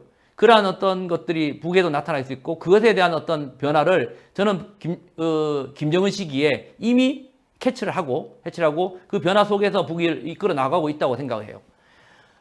제가 제 파워포인트를 여러분들한테 다 나눠 드릴 거고요. 다 공유를 할 테니까요. 이 제이커브 곡선은 그걸 설명해 놓은 건데요. 혹시 궁금하신 분들이 있으면 나중에 저한테 메일을 주시면 요 하나로만 가지고도 지금 현재 북한의 김정은 정권이 향후 어떻게 될 것이냐. 뭐 쉽게 말하면 이 그림을 놓고 보시면 이 곡선의 세 개 중에 밑에 있는 두 개의 곡선, 검정 곡선과 파란색 곡선은, 블루 곡선은 그러니까 소위 하드 랜딩을 하는 곡선입니다. 그러나 위에 있는 녹색 곡선은 소프트 랜딩을 하는 곡선을 의미해요. 그러니까 요거는 여러분들 보시고 궁금하시고 하면 제가 쓴 글을 하고 보시고 이야기하시고요. 어쨌든 북은 이걸 가지고 이렇게 경제개발 발전 계획을 가지고 가면서 국가 방위력을 하고 가고 있습니다. 그러면서 여기 핵을 갖고 있죠. 자, 이런 상황에서 여전히 우리한테 중요한 건 뭐냐? 북은 어쨌든 아까 말씀드렸듯이 지금 북이 얼마 전에도 탄도미사일 쏘고 순항미사일 쐈습니다. 그런 걸 가지고 우리는 막 남쪽을 위협한다. 물론 위협을 받는 거겠죠. 사실 어떻게 딱 깨놓고 이야기하면, 대한민국이 서해에서 탄도미사일, 그러니까, 탄도미사일뿐만 아니라 미사일 시험 발사하는 숫자와 북이 1년에 미사일 시험하는 발사 숫자 중에 누가 더 많을까요? 뭐 이런 얘기하면, 저 빨갱이라고 할지 모르지만, 우리가 1년에 미사일 발사하는 숫자가 더 많습니다. 우리 대통령께서 그러니까, 국방과학연구소 가서 현무포를 자랑하셨잖아요. 새로운 미국의 F-35 들어올 때마다 F-35 들어왔다고, 전국 방방곡곡에 자랑하고 하지 않습니까? 사실요. 그럼 북은 자랑질을 하거나 미사일 쏘면 안 되는 건가요? 예, 사실요. 국가라는 것은 두 마리 토끼를 잡게 돼 있어요. 이게 병진인 거죠. 병진이라는 것은 두 개를 같이 가는 거예요. 그러니까 국방과 경제를 두 개를 같이 가는 거죠. 근데 과거에 북이 했었던 병진 노선은 사실 어쩌면 경제를 내려놓고 국방 쪽을 일방적으로 발전시키는 것이었기 때문에 가짜 병진이었어요. 그러나 지금 북이 지금 하고 있는 것, 제8차 당대 이후나 지금 김정은 시대 하고 있는 거는 어떻게 보면 병진 노선의 진짜 병진 노선이죠. 우리나라는 병진 노선 안 하고 있나요? 우리도 1년에 54조를 쓰고 있으니까 당연히 병진 노선이죠. 아닌가요? 아니, 국가 치고 병진 노선 안 하는 국가 있으면 대보라고요. 저 스위스한테, 그러니까 그 스위스 옆에 있는 무슨 이상한 국가 있잖아요. 무슨 조그만 국가. 그 나라는 군대가 없어요. 예. 군사 문제는 스위스에 그 나라 정도는 아마, 없을지 모르겠지만, 나라라는 것을 갖고 있는 나라 치고는, 군대를 갖고 있는 나라는 다 병진이죠. 병진을 하고 있죠. 그러면 그 나라는 당연히 뭐 훈련도 하고 군사력을 가지는 건 당연한 것이고, 그러면 북이 하면, 그러니까 내로남불이라고 하는데, 북이 하는 것은 위협이고 도발이고 그렇게 봐서는 안 된다는 거예요, 사실요. 어떻게 놓고 보면 아까 말씀드렸잖아요. 우리가 북보다 몇십 배 더 자세고 몇백 배 무역량이 많고 사실 어떻게 보면 저 대놓고 이렇게 합니다. 1년에 54조? 작년만 올해만 그렇게 쓰는 게 아니라 지금 50조, 40조씩 쓰는 게 지금 어떻게 보면 1990년도 이후에 지금까지 북한하고 우리하고 군사력과 군사비를 비교했을 때는 차마 이루 말할 수 없어요. 어떻게 보면 70년대 이후에 시작된 남북한의 경제력 격차는 결국은 군사력의 격차와 재래식 격차는 더 이상 따라잡을 수 없도록 벌어졌어요. 그러나 여전히 우리 군인들, 장군들한테 물어보면 이렇게 합니다. 남북한이 미국이 도와주지 않고 싸우면 누가 이기냐? 우리가 진다는 거예요. 그러면 앞에 70년대, 80년대, 90년대 장군 별 달았던 사람들 다 소환시켜야 돼요. 다 징계 매겨야죠.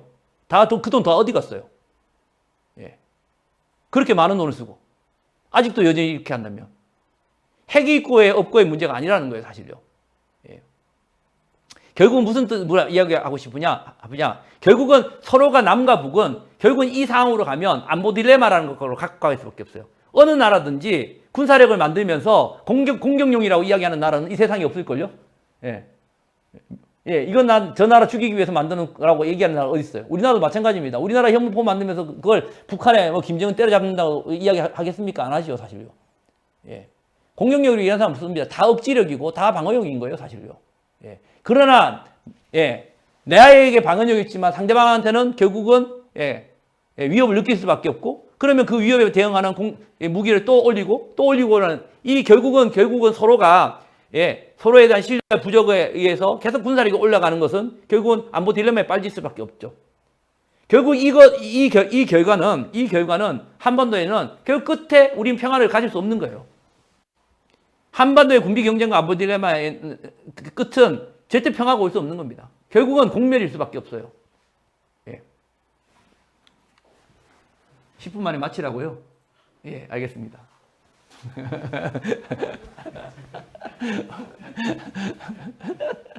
예. 예. 댓글에 그렇게 달렸나요? 아닌가요? 그런 게 없나요? 예. 그렇기 때문에 사실은 어떻게 보면 아까 말씀드렸듯이 이 문제를 해결하기 위해서는 결국은 남북이 이 군비 경쟁, 안보 딜레마를 해소하기 위해서는 군사 문제를 해결할 수밖에 없는 거예요, 사실요. 그래야만 우리는 평화를 가질 수밖에 없다는 거죠, 사실요. 평화를 만들 수밖에 없다는 겁니다. 그래서 결국은 평화를 위한 패러다임의 전환가 있어야 되는 겁니다.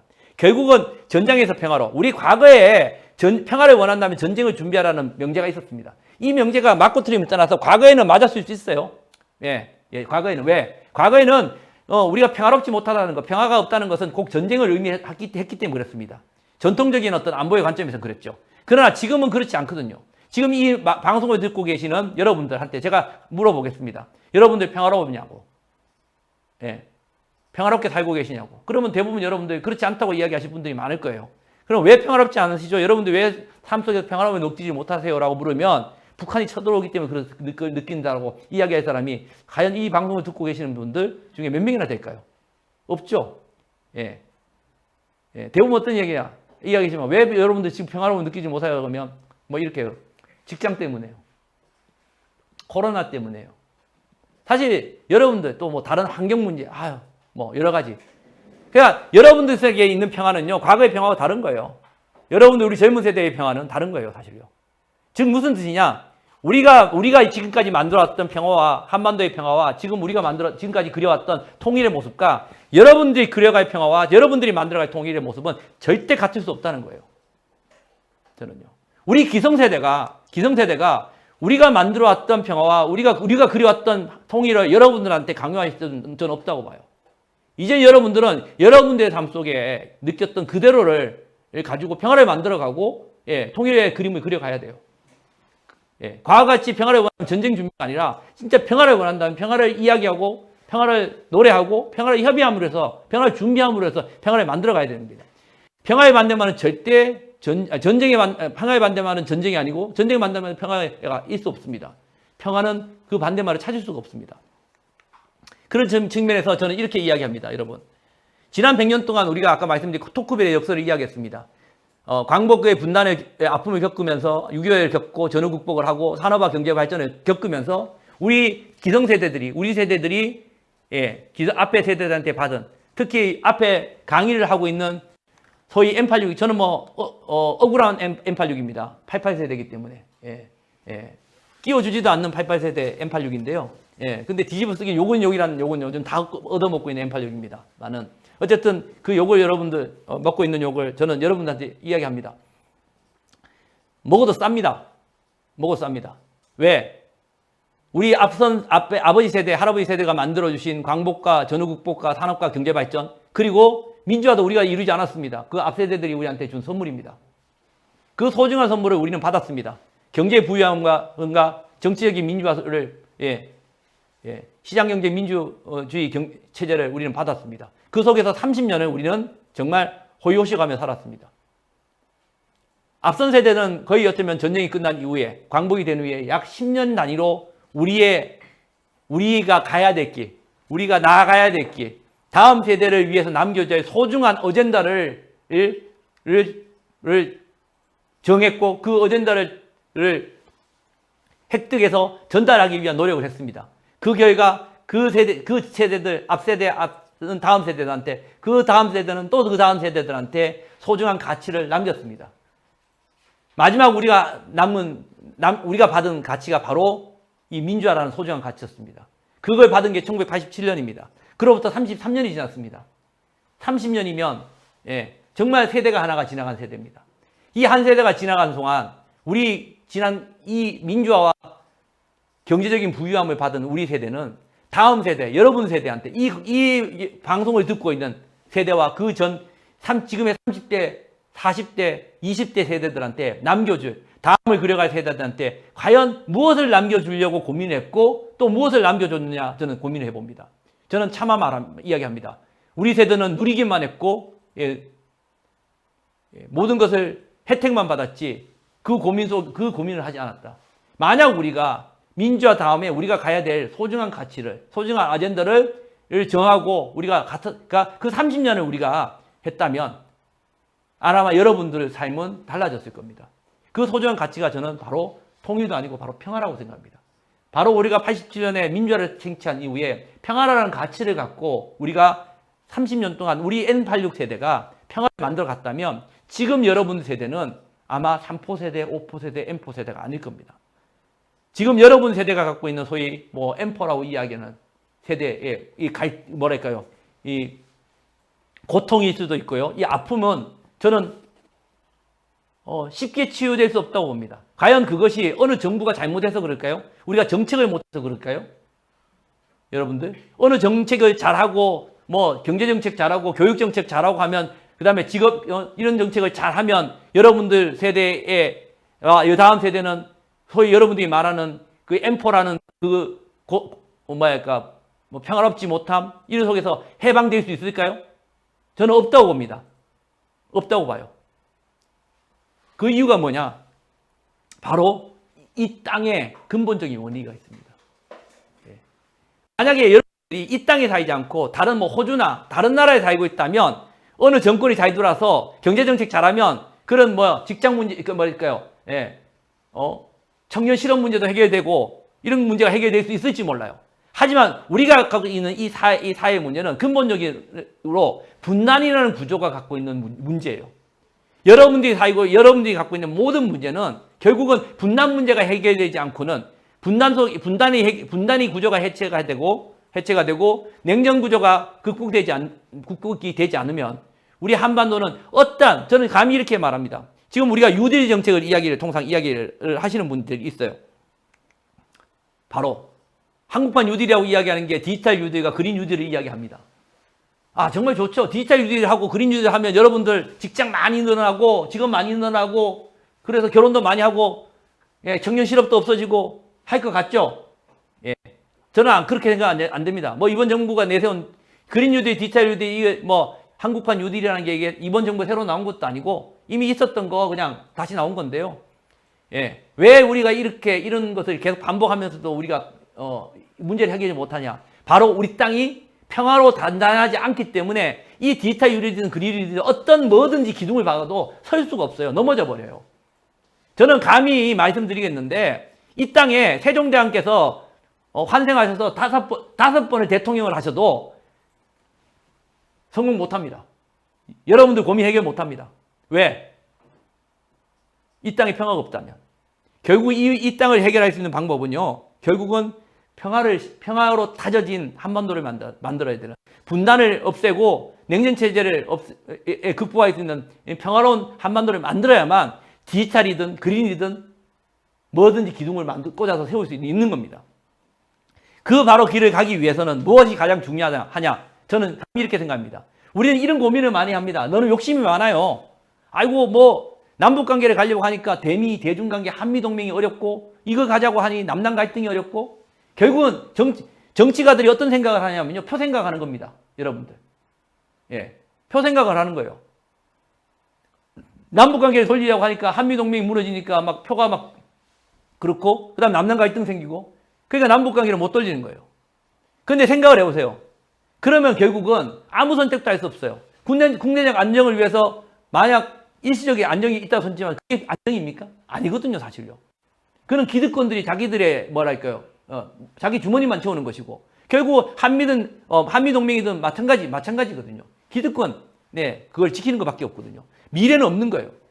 결국은 뭐냐? 남북관계의 휠을 크게 만들고 지금은 어려울 수 있을 거예요. 어쩌면 이 세 가지 휠이 지금은 같이 돌아갈 수 없을 겁니다. 같은 방향으로 돌아갈 수 없는 딜레마의 구조인 삼중 딜레마로 할지라도 이것들을 남북관계를 키우고 남북이 현실적인 제약을 탓하기 앞서 용기가 상승하고 이 남북관계 바퀴를 키워서 아주 천천히 돌리는 겁니다. 돌려나가면 처음에는 대미 대중 그 다음에 국내 안정이라는 이 휠이 안 돌아가려고 저항을 하겠죠. 조금의 손상을 입겠죠. 그러나 세게 빨리 돌리는 게 아니라 천천히 돌리면서 제한된 손상을 빨리 복구를 하고 이걸 통해서 결국은 이 남북관계를 통해서 나머지 대외적인 관계와 대내적인 문제들이 같이 돌아갈 수 있는 삼중 딜레마의 구조, 트릴레마의 구조가 아니라 같이 성장할 수 있는 트라이앵글로스의 구조로 우리가 바꾸어 나간다. 이것이 미래를 보는 거예요. 결국은 우리 세대가 현재 우리 살아가는 세대가 결국은 뭔가를 내려놔야 되는 거죠.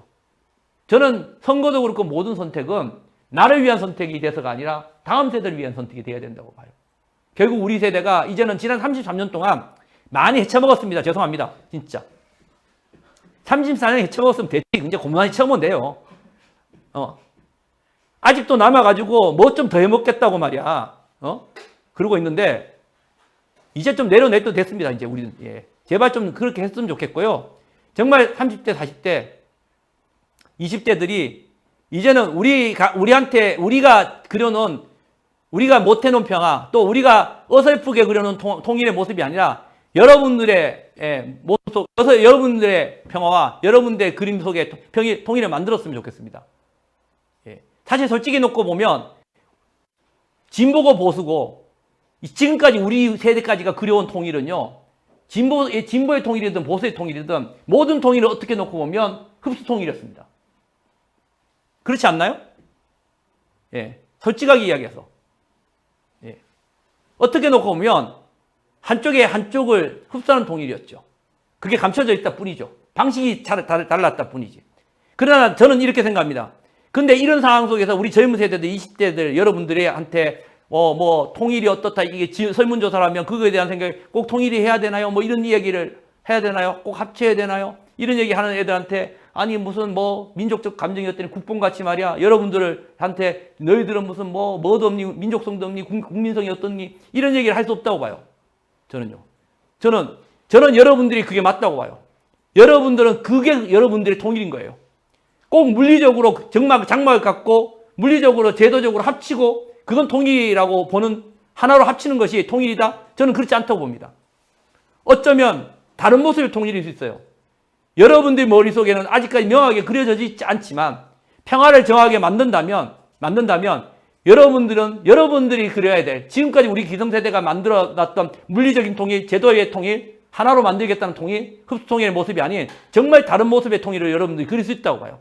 저는 그게 진정한 통일이라고 봅니다. 여러분들 그 통일을 그리십시오.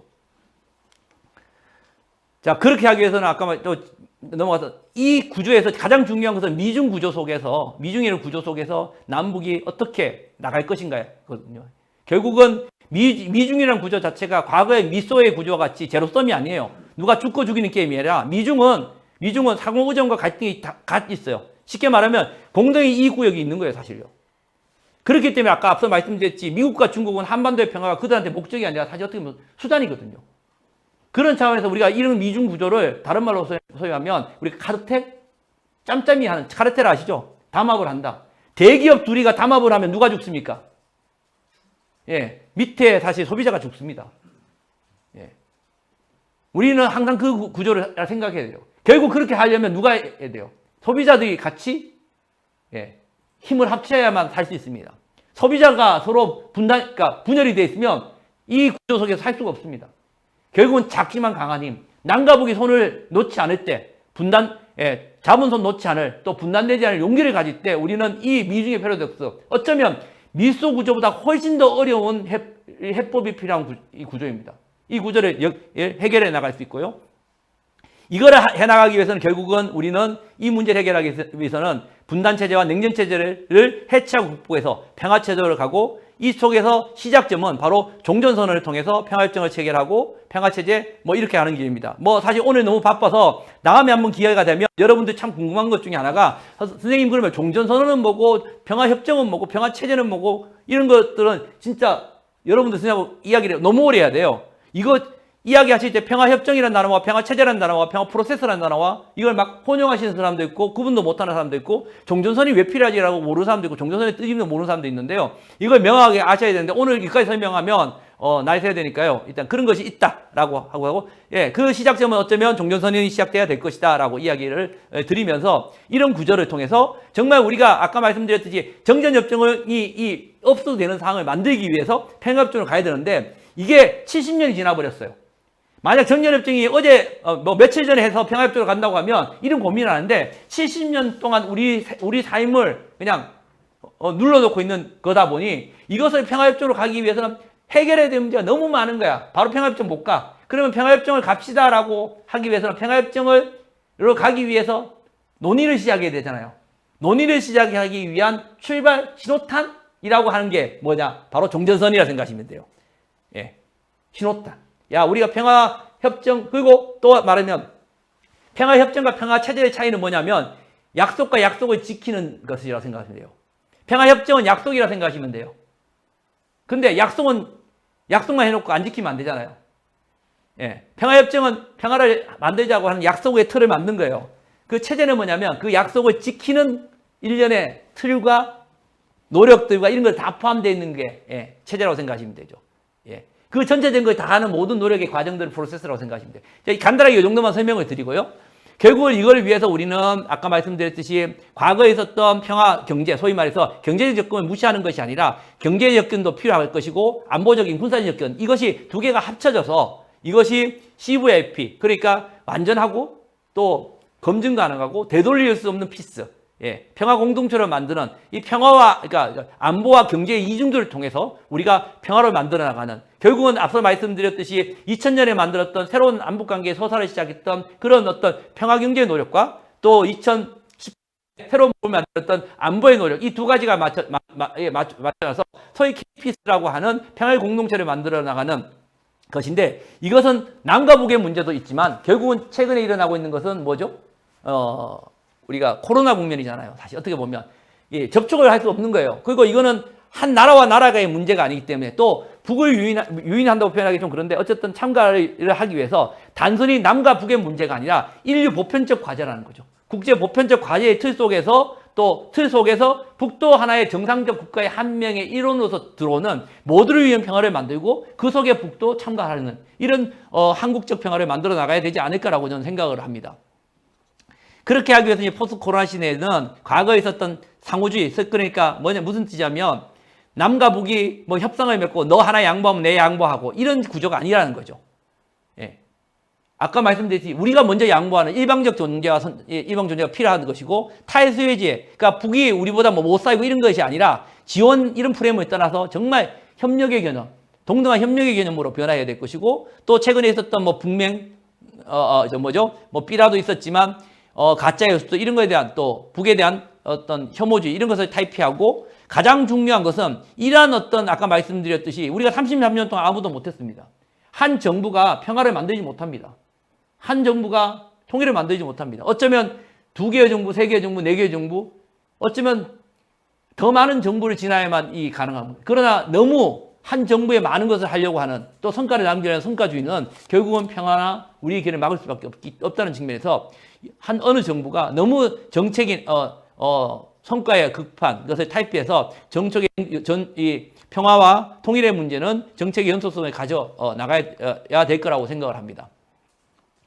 그렇게 하기 위해서는 결국은 가장 중요한 것은 저는 이런 구조가 있어야 된다고 생각합니다. 결국은 과거의 군사적 접근이 아니라 평화적 접근을 한다는 측면에서 예, 평화의 영역도 확장되었고, 그래서 우리는 결국에는 종국에 우리가 남북이 안정적 평화를 만들어 나가기 위해서 뭐 통일은 그 다음 문제라고 봐요. 어쩌면 서로가 안정적 평화라는 것은 통일이라고도 말할 수 있겠죠. 이런 어떤 새로운 서사를 만들기 위해서는 가장 먼저 사실 일방적 조정, 소위 말해서 쉽게 말하면 잘난 놈이 양보하는 거예요. 잘난 놈이 양보하는 겁니다. 예. 저 제목같이 저걸 북을 적이라고 이야기하는 건 아닙니다만 How Enemy Becomes Friends라고 하는 찰리 구찬이 만든 이 책입니다. 쓴 책인데요. 이 책에서 소위 말해서 정말 적을 자기의 친구로 만들어서 정말 그게 안정적 평화로 이루게 하기 위해서는 뭐라 해야 되나, 잘난 놈 네가 먼저 일방적으로 조치를 해라라고 이야기를 합니다.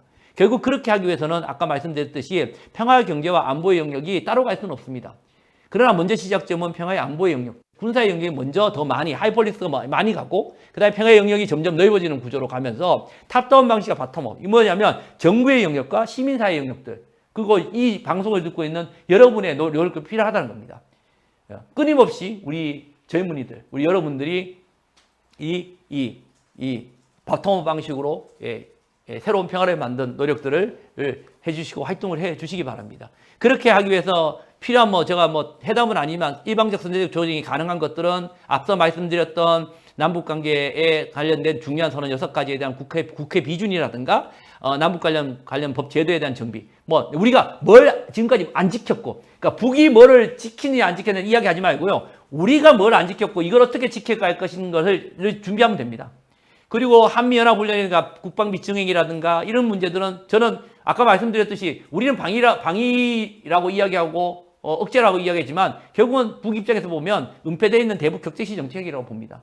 이런 것들을 우리가 어떻게 할 것인가라는 것에 대한 고민을 분명히 해야 될 것이고요. 또 한미 관계에 있어서 한미 워킹그룹이라든가 유엔세에 관련된 남북 관계 개입에 대한 재고 문제 이거는 조금 더 우리가 좀 더 목소리를 내야 되라고 생각합니다. 결국은 이거는 한미 관계에 있어서 건강한 한미 관계를 만들기 위해서 우리 스스로 미국한테도 노를 이야기할 수 있고 또 중국한테도 노를 이야기할 수 있고 또 솔직함과 당남을 갈 수 있는 그런 것이 필요하지 않을까라고 생각하고요. 그리고 개성공단 금강산 문제라든가 또 무엇보다 중요한 것은 최근에 있어서 북한의 세계와 더불어라고 하는 김일성의 유명한 북한 저작집이 지금 우리나라에 지금 판매되는 것 때문에 지금 뭐 문제가 좀 있었죠. 그래서 지금 다시 중단이 된 것 같은데 저는 이 문제에 대해서 좀 우리가 결국은 북한 언론이라든가 출판물에 대한 개방은 이루어져야 된다고 생각합니다. 사실 어쩌면 이걸 맡고 있는다는 것은 우리 스스로에 대한 사실 대단히 뭐랄까요. 우리 국민 자체 의식이라든가 국민의 국민성이라든가 이런 것들을 낮게 보고 있는 거예요, 사실은요. 우리 국민을, 그리고 국가보안법도 마찬가지라고 생각해요. 저는 우리 국민이 대단히 건강하고 대단히 튼튼하다고 생각합니다. 그런 측면에서 이 문제들은 조금 더 상대를 알고 또 건강하게 나가기 위해서 하기 위해서 이 문제는 우리가 여기 있는 문제들은 그러니까 왜 일방적 선제적 종이라면 북한하고 협의하고 사인하고 무슨 합의문을 맺을 필요 없는 거예요. 그냥 우리가 하면 되는 겁니다. 이런 것들 미국 눈치 보지 않고 미국 눈치 말고 하면 되는 것들입니다. 이런 것들을 우리가 해나가는 노력들 용기를 가진다면 언젠가는 북도 잃었던 신뢰를 다시 우리한테 보여주지 않을까라고 생각을 합니다.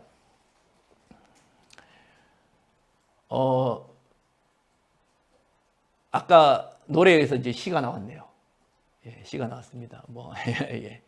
제가 참 좋아하는 시인데요. 이 시도 이제 남북 관계를 이야기한 시입니다. 시인데 한번 읽어보세요. 제가 꼭 한번 읽어보시고요.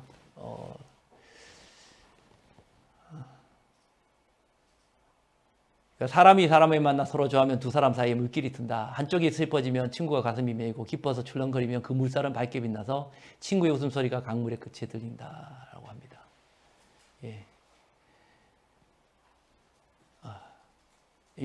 읽으면 감정이 좀 올라와서요.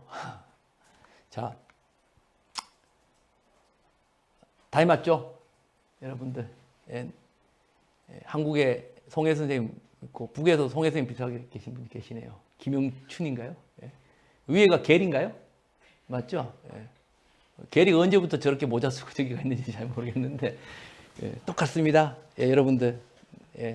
여러분들은 그런 생각 없을지 모르겠지만 우리는요. 저는 그 세대가 아니거든요. 저는 국민학교 세대인데요. 국민학교 졸업할 때까지 북한 사람은 저렇게 안 생긴 줄 알았어요. 머리에 뿔 나고 얼굴이 뻘건 줄 알았습니다. 진짜 거짓말 안 하고. 여러분들은 그런 세대 아니지 않습니까? 여러분들은 아직은 평화의 문제, 북한의 문제, 평화의 문제, 통일의 문제에 있어서 때묻지 않은 하얀 백지에 있다고 생각합니다. 저희가 그려놓은 그림과 저희 묻혀놓은 때를 여러분들한테 여러분들의 백지에 남기고 싶지 않습니다. 여러분들은 여러분들의 평화와 여러분들의 통일을 여러분들의 하얀 백지 속에 다시 그려가십시오. 저는 이렇게 생각합니다. 우리 통일 좋습니다. 지금 우리가 생각했던 통일은 어쩌면 꼭 무력은 아니지만 하나의 어떤 그런 하나로 합쳐지는 통일이었다 보면 그거를 이룰 수 있는 방법은 저는 이제는 무력 이외에는 없다고 봅니다. 결국은 총알이 넘어들고 포탄이 떨어지면 앞서 보였듯이 선은 더 우리 군사 분계선은 더 짙어지고 결국은 남북한이 공멸하고 사라져버릴 수밖에 없습니다. 그러나 그 선에 중요한 것은 사람들이 자유롭게 넘나들면 흐려지고 사람들이 만나면 결국은 지워집니다. 한반도의 평화의 힘은 사람입니다. 사람이고 평화이고 경제이고 통일입니다.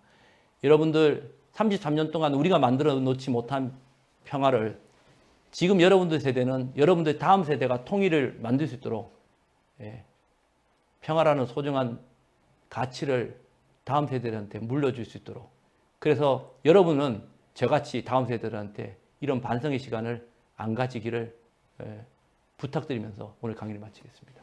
예, 감사합니다. 너무 길었죠? 아닙니다. 네. 감사합니다. 네, 여러분 저희 저번 시간에도 한번 했었는데 강의 힘차게 강연 이어주신 교수님께 소리 들리도록 음소거 풀고 다 같이 박수 한번 쳐드릴까요? 와.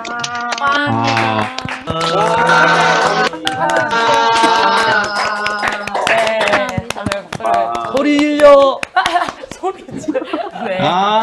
반응해 주셔서 감사하고요. 강연 중에도 아까 말씀해 주셨지만 또 국가보안법에 대한 이야기도 해주셨는데요. 막간 광고를 드리면 얼마 전에 진보대학생 넷에서도 진보대학생 넷은 평화와 그리고 한반도 안의 평화, 민주 그리고 학생들의 권리에 대한 이야기, 청년들의 이야기에 대해서 고민하고 활동하는 동아리인 만큼 최근 전국적으로 이뤄지고 있는 국가보안법 폐지 1만 서포터즈 운동에 함께하고 있습니다. 국가보안법은 앞서 말씀해 주신 대로 우리 국민들의 수준, 그 고민들, 어떤 상상력 이런 것들을 제한하는 생각 자체를 금지로 만드는 법이잖아요. 그래서 이러한 국가보안법에 대해서 개정이나 이런 것들이 아니라 우리들이 다른 내일을 상상할 수 있고 다른 많은 것들을 고민할 수 있게끔 만들 수 있도록 국가보안법 폐지하자라는 이야기로 국가보안법 폐지 서포터즈를 운영하고 있고 청원운동을 진행할 예정입니다.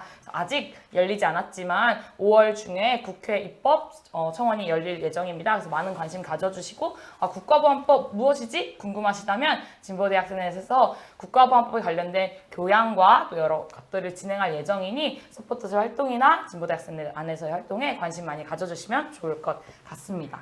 네, 이렇게 해서 길게 진행되었던 또 2강이 완료되어 저렇게 교수님 사진을 가까이 해주시는 분들도 계시네요. 네, 그래서 이렇게 즐겁게 2강 함께 진행해주신 김동훈 교수님께 마지막으로 커다란 박수와 한우성으로 2강 마쳐보도록 하겠습니다. 감사합니다. 감사합니다. 감사합니다. 수고하셨습니다. 네, 수고하셨습니다. 그럼 여러분 모두들 앞으로 조별로 오늘 끝나고 조별 약속 잡으시고 강의 이후에 토론으로 모이실 수 있으면 좋겠습니다. 수고하셨습니다. 3강에서 만나요.